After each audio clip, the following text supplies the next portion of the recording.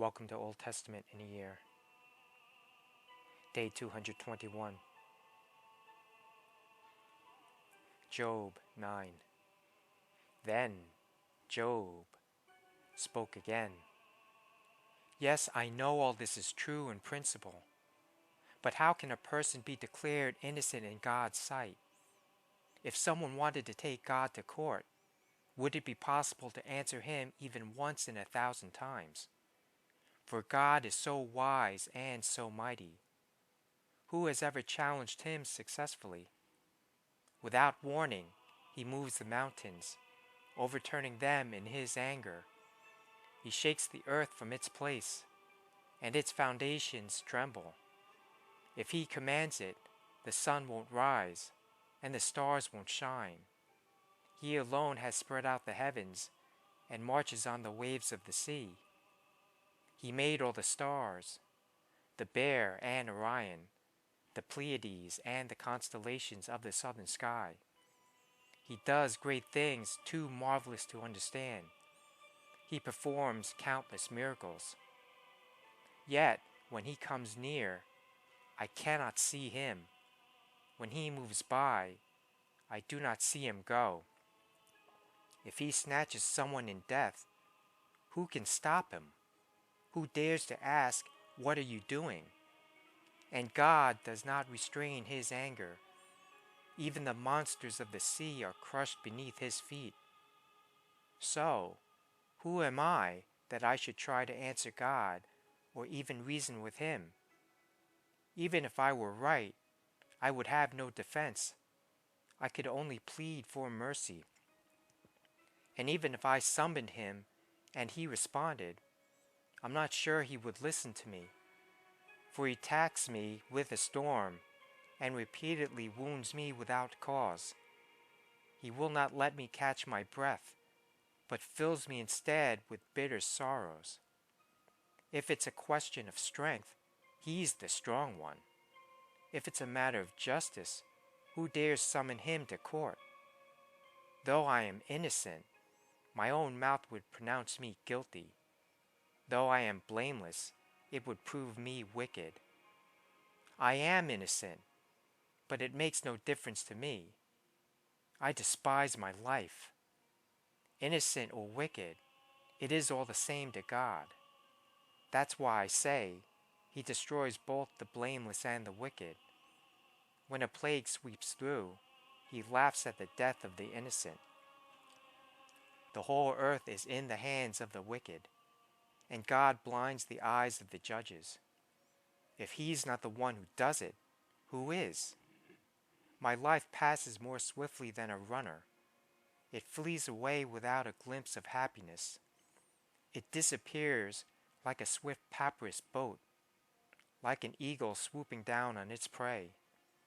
If I decided to forget my complaints, to put away my sad face and be cheerful, I would still dread all the pain. For I know you will not find me innocent, O God. Whatever happens, I will be found guilty. So what's the use of trying?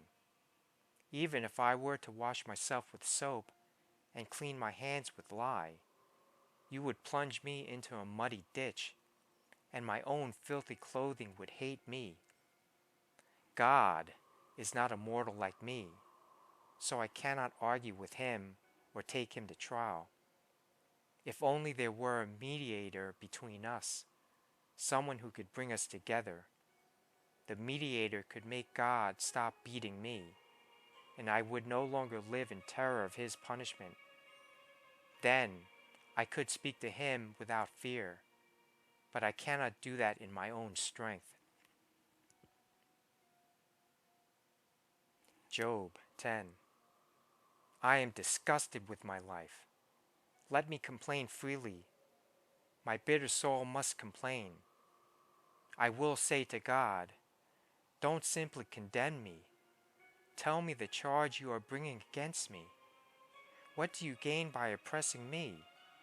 Why do you reject me, the work of your own hands, while smiling on the schemes of the wicked? Are your eyes like those of a human? Do you see things only as people see them?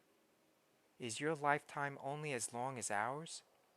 Is your life so short that you must quickly probe for my guilt and search for my sin? Although you know I am not guilty, no one can rescue me from your hands.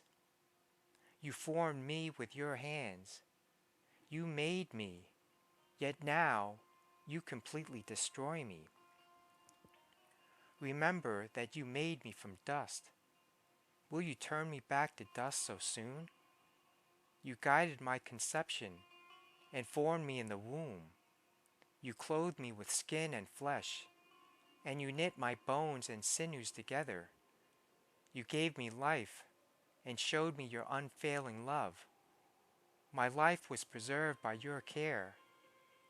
Yet, your real motive, your true intent, was to watch me.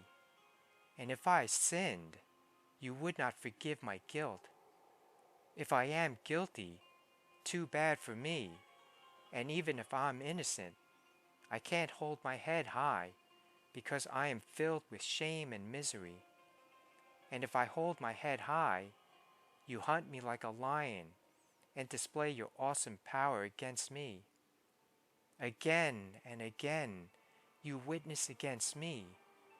You pour out your growing anger on me and bring fresh armies against me. Why then did you deliver me from my mother's womb? Why didn't you let me die at birth? It would be as though I had never existed, going directly from the womb to the grave. I have only a few days left. So, leave me alone, that I may have a moment of comfort before I leave, never to return, for the land of darkness and utter gloom. It is a land as dark as midnight, a land of gloom and confusion, where even the light is dark as midnight.